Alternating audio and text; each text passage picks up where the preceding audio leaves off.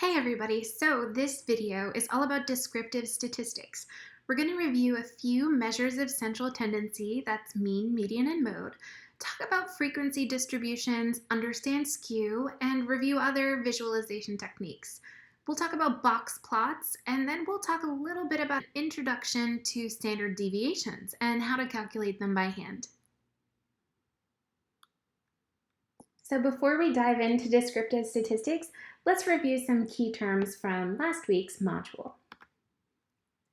So in our OpenStax textbook, there are a lot of great resources at the end of each chapter, and one of our practice problems, problem 50, has to do with using key terms correctly to work with a statistics word problem. So the word problem is as follows. A Lake Tahoe Community College instructor is interested in the mean number of days that community college math students are absent from class during a quarter. And it asks, what is the population that she's interested in? Remember, a population is the entire set of all people that we are interested in, and it has to still be specific to the problem. So if I had selected Lake Tahoe Community College students, that doesn't really align with our problem because she's interested in the math students at Lake Tahoe Community College, not English students. We can't infer that she only teaches math classes, so we can't say students in her classes. We really want to focus on the big population of all Lake Tahoe Community College math students. So the correct answer here is D. Remember, this is how this works. We want to know about this, the population, and here it's the community college math students at Lake Tahoe Community College. Now, we might have administrative data about absences that have to do with these community college math students, but often in the real world, we can't access all of the data on all of the people that we're interested in the population. So we use random selection of this population, picking a few representative people, and we call that our sample. So our sample would still be community college math students, but it wouldn't be all of them.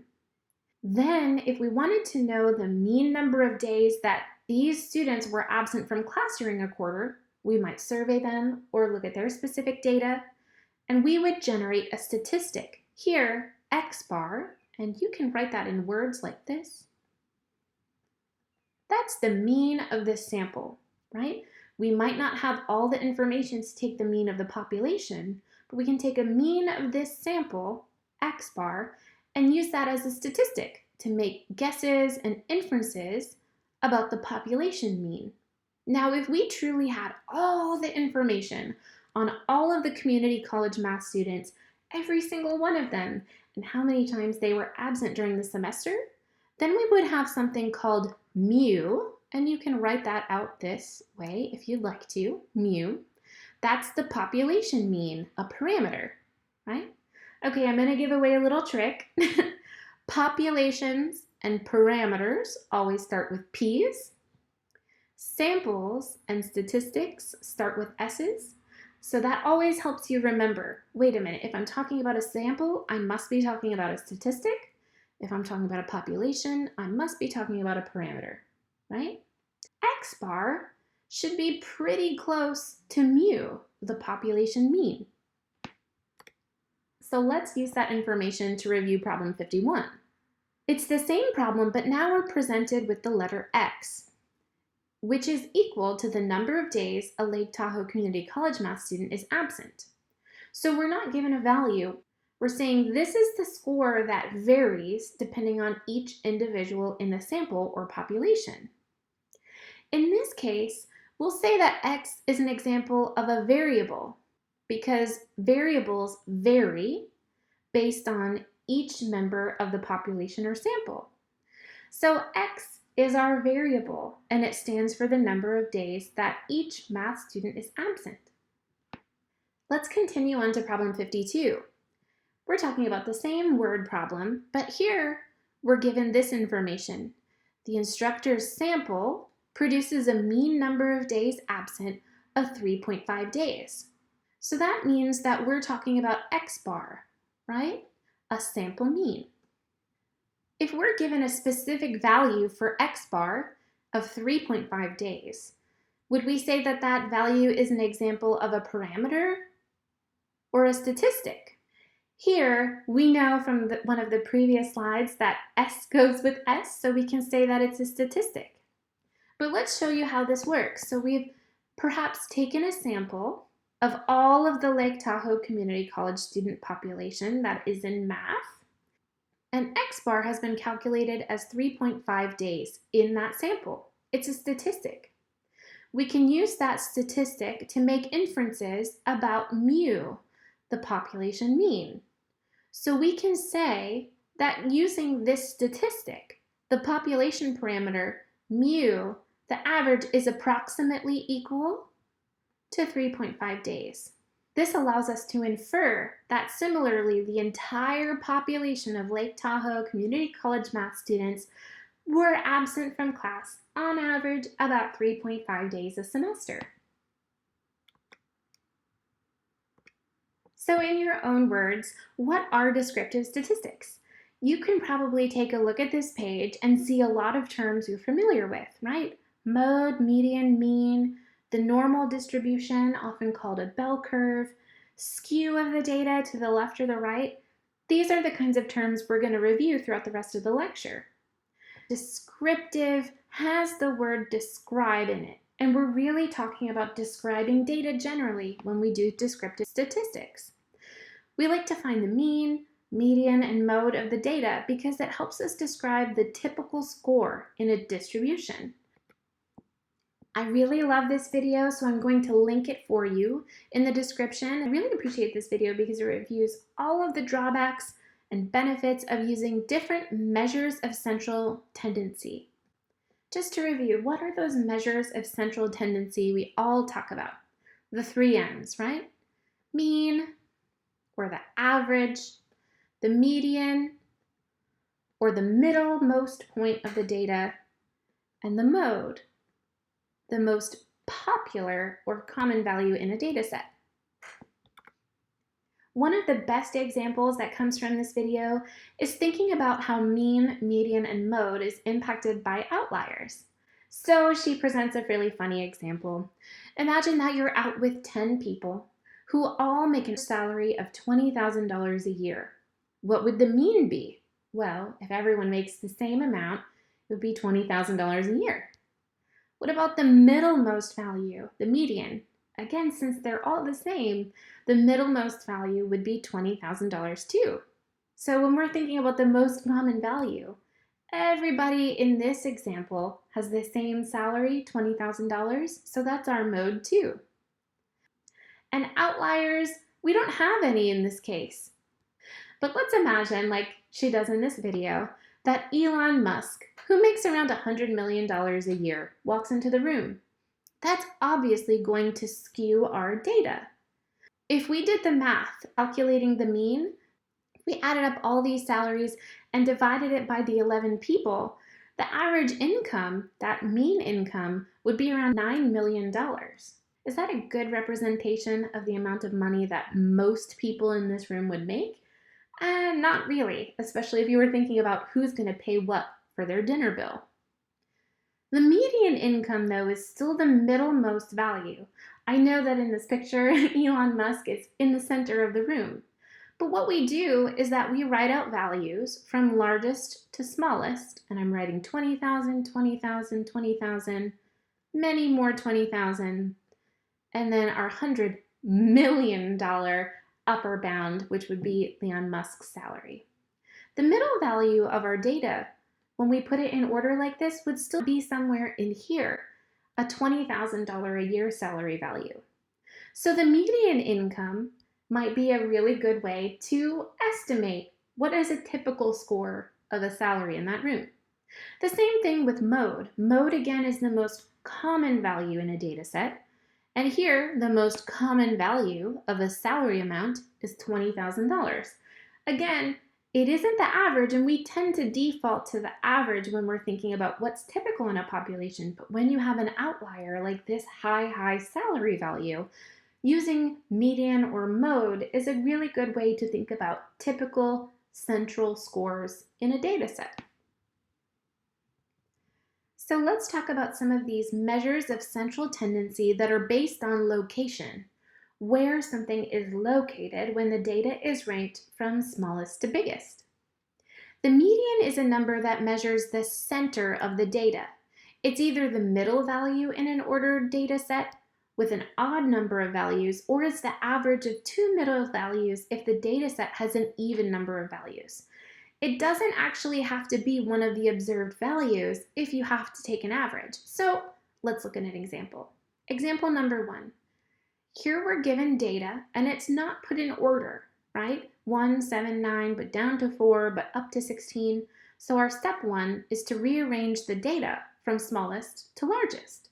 Now step 2 is to find the middle value or values of that ordered data. Here I've crossed off 2 values on the left, 2 values on the right, and the single middle value is here, our median.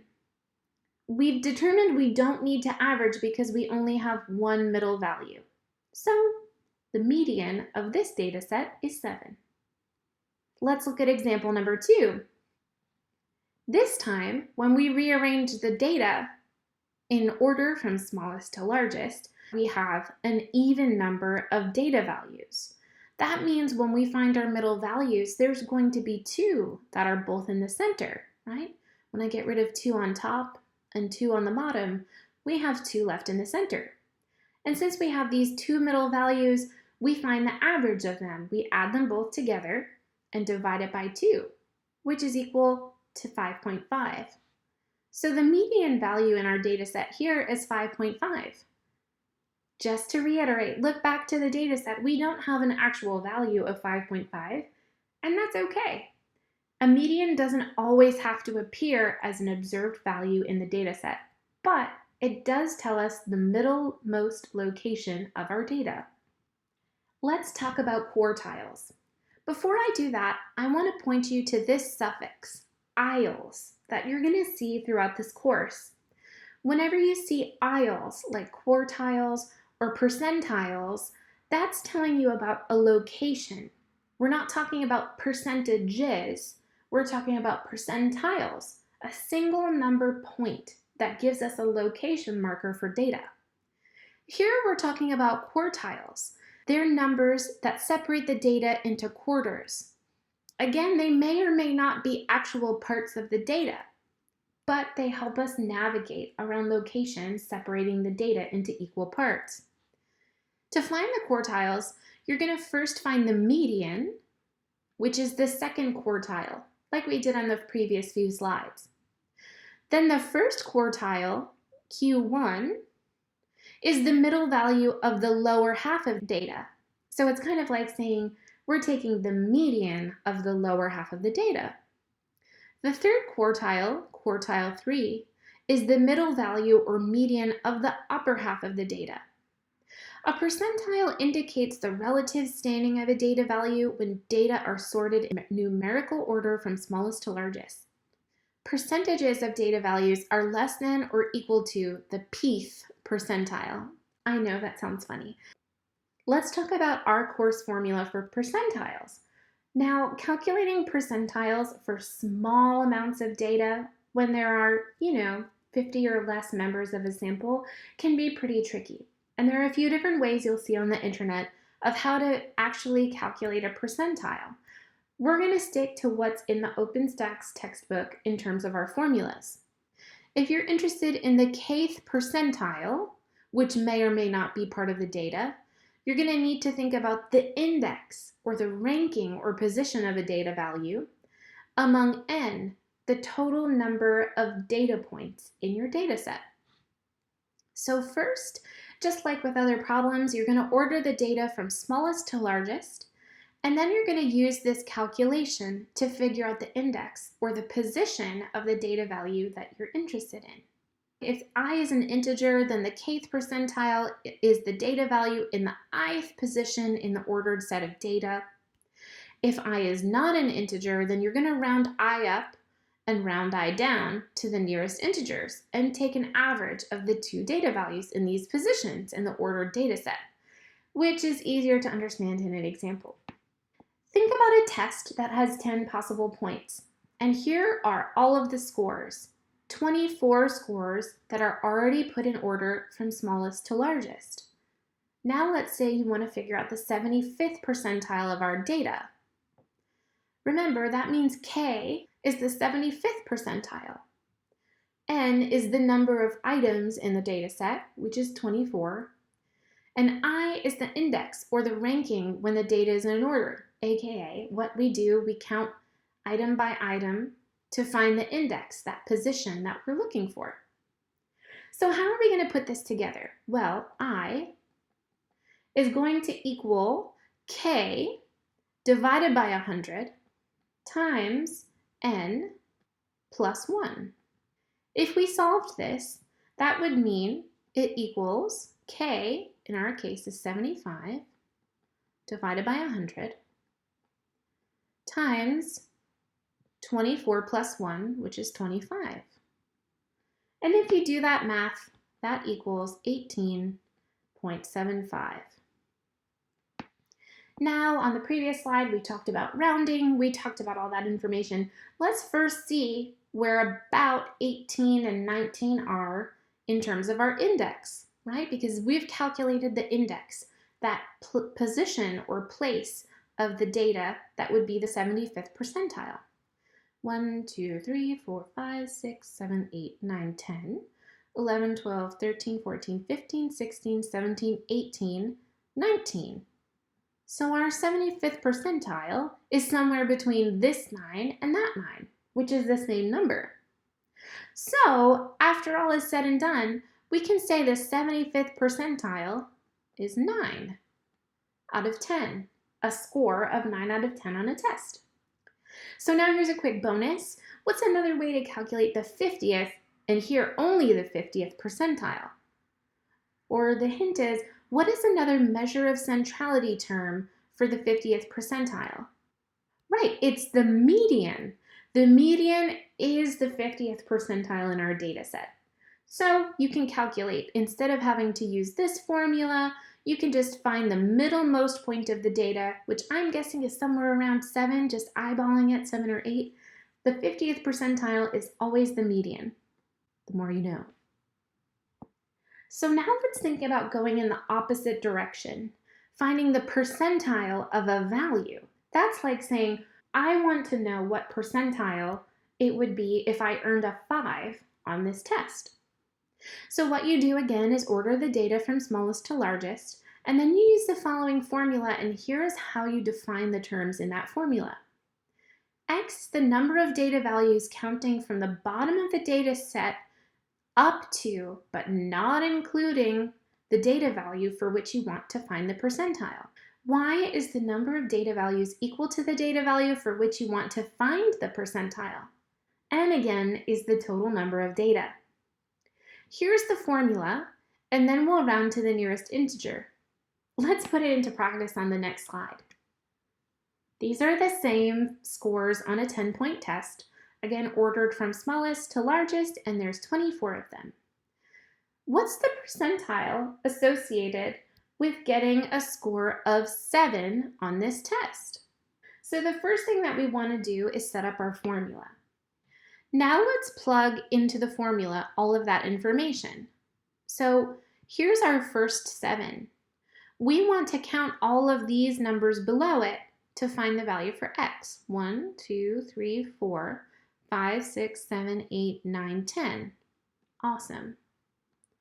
Now we want to fill in y for how many values are equal to 7. Here I have 1, 2, 3, 4. And how many values are in our data set? 24. So this is like saying 0.5 times 4, I'm simplifying here, is 2. What's 10 plus 2? 12 divided by 24. 12 divided by 24 equals 1/2. If we multiply that by 100, that is our percentile, 50th percentile. The percentile associated with the score 7 is the 50th percentile. And just as a reminder, the 50th percentile is the median value. So 7 is the 50th percentile of this data set, and it's our median value. Let's talk about an interquartile range. The interquartile range is the number that indicates the spread of the middle half or the middle 50% of the data.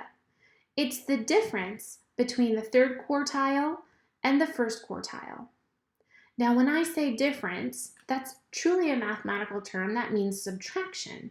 So what you're going to do is take the value of quartile 3 and you're going to subtract the value of quartile 1. And that's going to equal, sometimes written like this, IQR, your interquartile range. Some people like to also express the interquartile range in parentheses. So you would say quartile 1, comma, quartile 3. And that will tell you that the interquartiles range spans between this lower value and this upper value. Finding the interquartile range is just like repeating the process of finding medians a few times. How do we calculate it? First, we get our data in order and we reorder it from smallest to largest. We find the middle value or values just like we would when finding the median. Here we have a single middle value, so the median, or the 50th percentile, or we also can say quartile 2, is 9. Now it's time to spot quartile 1 and quartile 3. So now we're going to place parentheses around the numbers above and below the median. That makes it easier to spot quartile 1 and quartile 3. So here's our median 9, and we're putting parentheses around the values that are above and below it. And then we find the median values in these parentheses. Here, we found quartile 1, which is the median of the lower values, 5.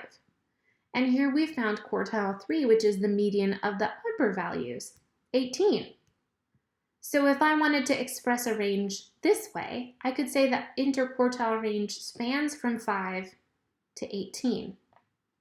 But if I wanted to know exactly how many scores the interquartile range spans, I would subtract quartile 1, 5, from quartile 3, 18. And we would say that IQR equals 13. Let's look at another example. We've reordered the data from smallest to largest. Now we find the middle values, and because we have an even number of values, we have 2 here in the middle. We know that that means that the median is 10, the average of 9 and 11. So Q2, which is the median, is 10. But now we make a mark in between those 2 middle values because we want to spot quartile 1 and quartile 3. Here you can see that now that the parentheses are around these values, that 7 is quartile 1 and 16 is quartile 3. So again, we could express that by saying the interquartile range spans from 7, to 16. Or we could present one value and say that quartile 3 minus quartile 1 is 9, which equals IQR. Let's talk more specifically about measures of the center of data. "Oh, Mom," says the number 8, "they called me average. Boys can be so mean." And 9 says, "No, sweetie, you're the mean one," because 8 is the average of 4, 3, and 17. Look at these bad jokes. Well, we call these measures of the center of data measures of central tendency, or MCTs. And like we said before, they include the mean, the median, and the mode. And we think of them as ways to describe the typical score in the distribution. Let's clarify these definitions. Mean is often called the average. When we calculate the mean, we add all the scores together and we divide by the number of scores. Mean is a value for an equal distribution. So if you collect everyone's score and you redistribute to them equally, everyone will receive the same score. This is like if you go out to dinner with your friends and everybody orders something that costs a different price, but you want to make paying the bill easy, you add together the entire bill and you just divide it by the number of friends that are eating with you. It might not be exactly how much you each paid for your dinner, but it's probably pretty close. And it makes doing the math a lot easier when paying the bill. Another way to conceptualize the mean is as a balancing point. Think about a frequency table as a seesaw. The mean will come out to be where the balancing point is, or fulcrum, it's the center of a seesaw. Remember, the mean is always the most affected by outliers. So here's a way to visualize how the mean works. This is what a calculation does. It's like balancing out all of the values on a seesaw, right? Here, let's take a peek. We have one value of 1, one value of 2, two values of 6, and one value of 10. And here is the fulcrum, the mean or mu of this entire data set.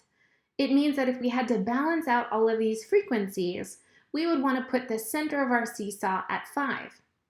All right, so what would happen if we put more blocks on this side? If we put more blocks here, let's say we had 2 more blocks here at 1, which way would the seesaw tip? That's right, it would tip this way, and this part would go up. So to balance it out, we would end up moving this fulcrum point down, maybe to 4 or 3, and that way the seesaw wouldn't tip at all. Now, for some people this metaphor works, for others it doesn't. If it doesn't stick for you, that's just okay. But every time I teach this class, this metaphor really helps 2 or 3 students finally understand what the heck calculating the average really does. So a mean is putting everything back into balance.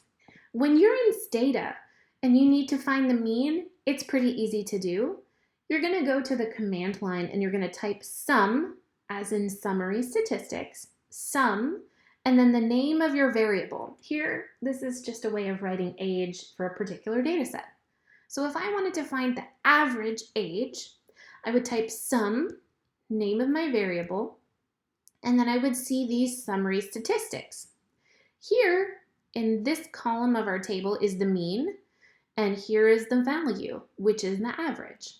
So here, just to kind of review, we've got 9,999 observations. The mean is about 49 years. We have a standard deviation of about 17 years. And it looks like the lowest possible age is 18 years and the highest possible age is 95 years. In your own words, how would you describe the median? One easy way to think is that about 50% of the data lies above and 50% of the data lies below this location, right? Median is a location. It is the 50th percentile, a point, a place in a data set. If we wanted to find the median in Stata, here's one quick way to do it. We would use our tabulate command, right? We're going to produce a table, so we type TAB.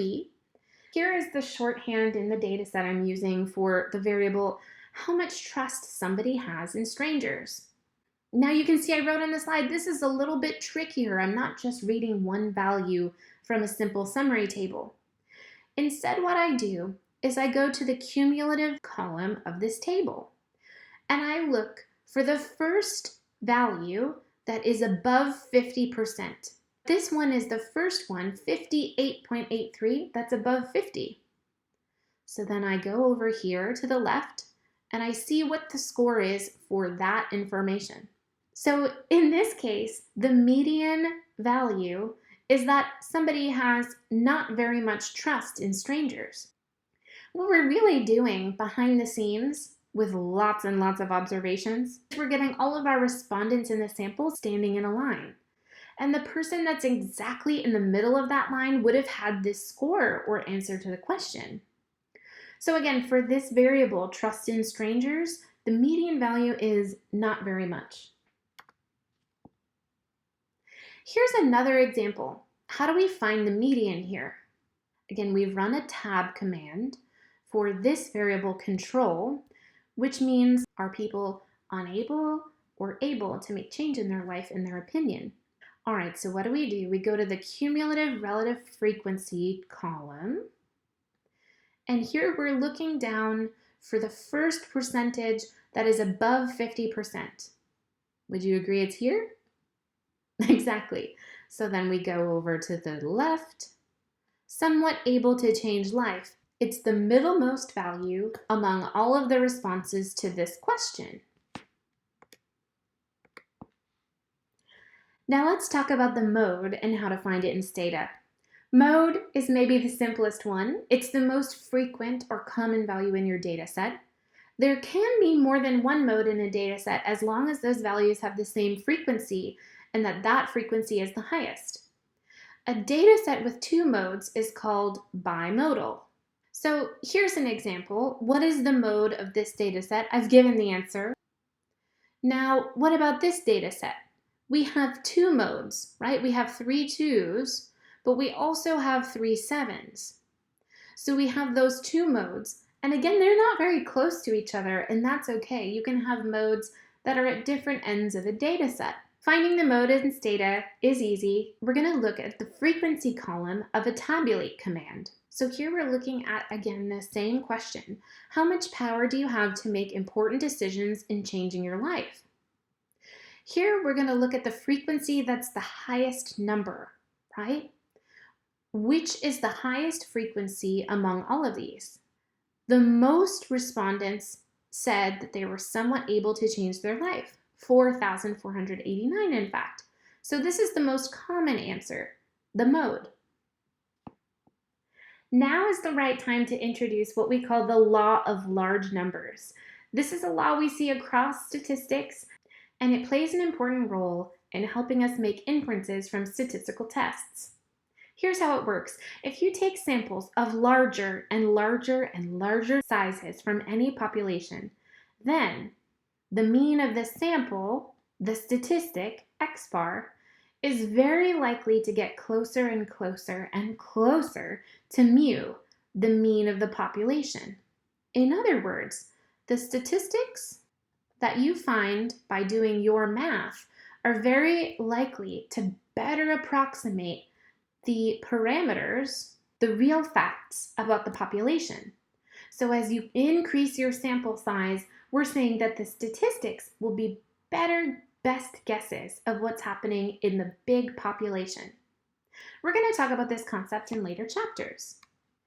So let's review skewness and how that works with the mean, median, and mode. We use the word skew in our everyday life to say when something's a little off kilter, and it means the same thing when we're talking about frequency distributions. So when something is skewed left, that means that there is this long tail that goes off to the left. That means that there are more values happening higher on this distribution than there are down here lower on the distribution. We call that negatively skewed in statistics. Here is a distribution that's positively skewed or skewed right. See how it has this long tail that's going off to the right? It's positively skewed. That means that more values happen at lower values of the distribution than do at higher values. A symmetrical distribution, one that's perfectly symmetrical, means that the mean, the median, and the mode are all equal. How does that really work? Well, if there's no skew, the median value should happen right here in the middle. And the most common value, the mode, should be here, the highest frequency, right? The highest frequency should happen here at the center. The mean is the average, and it occurs at this point too. So we go all the way down. So here, at this point, is where our mean, mode, and median lie on the same point. Now, an asymmetrical distribution means that there is a skew within the distribution. We've talked before about how data are positively skewed when the top of the curve is on the left, right? Here, the top of the curve is on the left. It's skewed right because the data is being pulled to the right by all of these outlier values. When the data is skewed right or is positively skewed, that means that the mean is greater than the median. The mean here is greater than the median, and they are both greater than the mode. This is called a negatively skewed distribution. When the data is skewed left like this, that means that the mean is less than the median, which is less than the mode. I encourage you to save an image of this or flag this to review. If this is one of your first statistics classes, it might take a while for this pattern to sink into your brain. However, it will make sense over time as we go through more examples. Let's quickly talk about box plots. First, a joke. "Can my boyfriend come along?" she asks. "I'm not your boyfriend," he says. "Well, you totally are," she says. "I'm casually dating a number of people," he says. But she presents the data. "But you spend twice as much time with me as anyone else. I'm a clear outlier." "Your math is irrefutable," he says. "Face it," she says. "I'm your statistically significant other." Wah, wah. Let's review what box plots are and how to draw them. If you need extra refresher, here's a video I would recommend that goes very slowly how to draw a box and whisker plot from scratch using specific data. A box plot is constructed from 5 values, and it's a visual representation of the data. It's constructed from the minimum value, quartile 1, the median, or quartile 2, and quartile 3, and then finally the maximum value. We use those values to compare how close other data values are to them. We also like this because this box that you draw here in the center helps you understand what's happening with the middle 50% of the data. So here's an example. We would have our smallest value be this line. Then we would draw a line to our first quartile. We would make this big box extend to the third quartile and draw a line. We would draw a line or a dotted line for quartile 2 or the median, wherever that data lies. And then we draw a skinny line again and connect to the maximum value. So we can see here that the middle 50% of the data lies between 2 and 9, and that the median value, the middle 50% value, is 7. So here's a box plot example. Let's say you're given this data. First, you want to calculate your quartiles, and then you want to figure out how to plot it on a number line. So we find the median value, we find the first quartile, the third quartile, and we identify the lowest and highest values, that's 2 and 12. Then you draw a number line and construct your box plot. I've already drawn it here for you, but I just want to mark this for you. So your lowest value is here, 2. And that's where you draw this first whisker line. Then you connect it to your quartile 1. That's the location of the 25th percentile. Then you're going to draw this big box line up to quartile 3, which you remember is the 75th percentile location here at 11. You're going to have your median value, which is quartile 2. And what percentile is that? That's right, the 50th percentile, and you're going to draw a line or a dotted line at that location. And then you're going to draw your final whisker to your high value, or your max, and that's right here. And you draw that whisker. This is a complete box plot, and as you can see, it's not perfectly symmetrical. Let's talk about measures of the spread of data. Now, this is going to be an introduction to a concept called the standard deviation, and we're going to go over that this week and next week and make sure that it really sinks in as a concept, because we'll use it throughout the rest of our course. How do we measure the spread of data? Of course, a joke. Your 3 standard deviations above the norm. A love letter from a statistician. Now think back to data that is normally distributed, meaning a histogram of the data would look like this. A normal distribution looks like a bell curve. The mean, median, and mode are all located here in the center, and then you have these nice sloping lines that come off to the sides of that point. Variation refers to the degree to which the data is spread out. That means that there can be little variation, a normal curve that looks like this, or a lot of variation, a normal curve that still is symmetrical, but is more spread out about the mean, median, and mode. To measure that spread of data, we most often calculate something called the standard deviation. The standard deviation is a number that measures how far data values are from the mean. The normal distribution can be easily broken down into 3 standard deviations, I'll show you on the next slide, that contain more than 99% of all data values. We can't claim that 100% of the data values fall within this distribution, and you're going to learn about that more over the next few weeks of this course. Here is how standard deviations distribute data across a normal distribution. The mean here is located at 0. 0 standard deviations from the mean is the mean.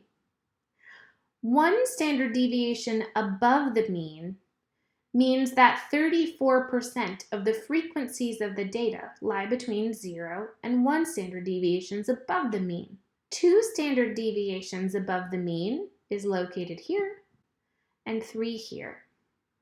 The same pattern happens here with 1 standard deviation below the mean, meaning that 34% of values fall between the mean and the value 1 standard deviation below the mean. Now, I understand this visual can be intimidating, and it might take a few weeks for this to settle in. But I want you to pay attention to these percentage numbers. You'll find that these will become useful shortcuts in understanding big patterns of statistical data very quickly. We'll come back to understanding this in a few weeks. For now, we have to understand how to calculate a standard deviation. This lowercase sigma is the standard deviation for a population. This lowercase s is the standard deviation for a sample. And it still plays along with our game. Lowercase s, standard deviation for a sample, which is the statistic. What we're doing is we are taking all of the differences between the observed values and the means, and we are squaring those differences and adding them all up. Then we are dividing that by how many observations are in our data. Let's break down this formula because I know it may look intimidating, but this calculation can be broken down into 5 simple steps. First, you're going to find the mean, x bar. Then for each data point, you're going to find the square of its distance to the mean. In other words, you're going to take each data point, you're going to subtract the mean, x bar, and then you're going to square that difference, that subtraction value. You're going to add all of those up for each value that's in your data set. Once you sum up those values from step 2, you're going to divide by the number of data points, but because we're working with a sample s, we're going to divide by the number of data points minus 1. In other words, if we had a sample that had 100 data points in it, we would divide by 99. Finally, we cap it all off literally by taking the square root of this entire value. 2 semesters ago, we did an in-class problem. We were talking a lot about pets, and we were trying to figure out the best way to calculate standard deviations in an organized way that minimized stress. We found that the best way to do it was to keep everything organized in a table. So I'll walk you through this problem that we did in class, and I think it'll help prepare you for your homework. So here's the problem. Let's determine the mean and the standard deviation of the number of pets that each member of our class has. For the sake of the question, we call ourselves a population because we didn't take a smaller sample of the people in our class. Everyone was included. That means that we're going to be finding the standard deviation, and we're going to be dividing by n, not n minus 1. All right, so first we collected our data. It was a small class. We were in a summer session. We asked how many pets each class member had. So I made a frequency table like this. X equals the number of pets each individual class member owns. So this was the frequency. 6 of us had 0 pets. 3 of us, including me, has 1 pet. And 1 person has 2 pets. Now we can really quickly calculate the mean here. So what we've done is we've multiplied each x by its frequency, and then we divided that sum by the total number of people in our class. 6 people times 0 pets is 0, plus 3 people times 1 pet is 3, plus 1 person times 2 pets is 2. 0 plus 3 plus 2 is 5, and then we had 10 people in class, which was 10. 5 divided by 10 means that on average, each person had 1/2 of a pet, which is kind of sad and realistically impossible. But mathematically, we each had a half. So here's how we calculated the standard deviation. First, we made a table that had a row for each possible observation. So we had 6 zeros, we had 3 ones, and we had 1, 2. Those are all of the observations that we had. Then we subtracted the mean from that value. So 0 minus the mean, 0.5 pets, is negative 0.5. So that was the same for all of these rows. 1 minus 1/2 a pet is 0.5. That's the same for all these rows. And then 2 minus 1/2 a pet is 1.5. So that was the same for only this row. Now here comes the next part. We take this difference and we square it. Now this is an important process that you're going to see time and time again in statistics. When we square something, we do two things. Number one, it makes it positive. It doesn't matter to us whether something is above or below, so negative or positive. We want to just look at the distance as a positive value. Second, it's going to magnify the bigger differences. Think about it. 1 times 1 is 1, but 10 times 10 is 100. Squaring something doesn't matter very much for small values, but it really matters for big values. We call that magnifying bigger differences. So here what we've done is gone row by row, and we've taken negative 0.5 and squared it, which is 0.25, which is the same for all these rows. 0.5 squared is 0.25. See, it's the same value. Whether it's negative or positive, it produces the same value. But squaring 1.5, which is a bigger value, makes it even bigger in this column, 2.25. Our next step is to plug this into our formulas. We have to determine which formula is going to work best. Because we were dealing with the entire population of our class and weren't taking a sample, we're going to use this formula where we divide by n. The only real difference between the formulas for populations and samples is dividing by n or n minus 1. We're going to choose to use this formula. Remember that sigma means sum. So what we're saying is that we're going to add up all of those squared differences. We add all those up and divide by 10 and take the square root. When we simplify that, that's the square root of 4.5 over 10, which is the square root of 0.45, which means that 0.67 pets is the standard deviation of our population. So for this video, here are top 3 non-comprehensive takeaways. 1, I encourage you to familiarize yourself with this process in statistics, using a population, taking a random sample, estimating a sample mean, and using that to draw inferences about the population mean. Second, I want you to review all of our measures of central tendency and the law of large numbers. We're going to use that a lot going forward. And in your homework, please practice not only with mean, median, and mode, but calculating standard deviations. They're going to come in handy as we move forward in the course. All right, everybody. Have a good rest of the week. Thanks.